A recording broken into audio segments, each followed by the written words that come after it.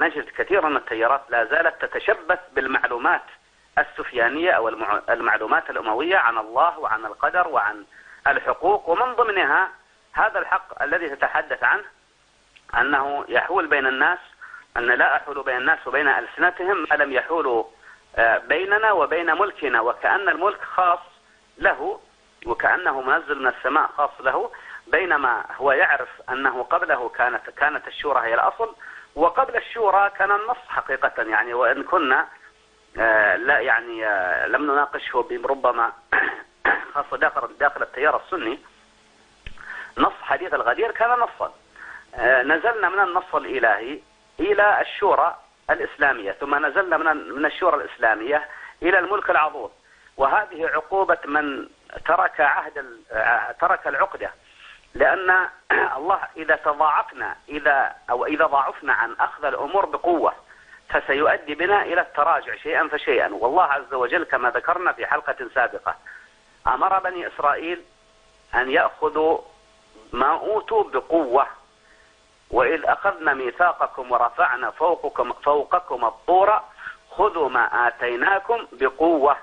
لا يمكن أن يؤخذ شرع الله ونصوص الوحي وأوامر النبي عليه الصلاة والسلام، لا يمكن أن يؤخذ بتضعضع وضعف وتأويل وزحلقة ولعل المراد، هذه ما تنفع، هذه ستؤدي إلى معاوية.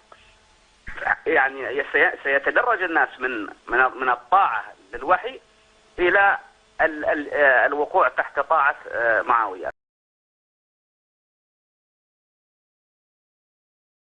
بينما هو يعرف أنه قبله كانت الشورى هي الأصل، وقبل الشورى كان النص حقيقة. يعني وإن كنا لا يعني لم نناقشه ربما خاصة داخل التيار السني، وقبل الشورى كان النص حقيقة. يعني وإن كنا لا يعني لم نناقشه ربما خاصة داخل التيار السني، نص حديث الغدير كان نصا.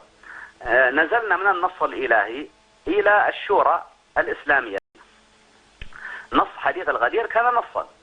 نزلنا من النص الإلهي إلى الشورى الإسلامية، نزلنا من النص الإلهي إلى الشورى الإسلامية، نزلنا من النص الإلهي إلى الشورى الإسلامية، نزلنا من النص الإلهي إلى الشورى الإسلامية.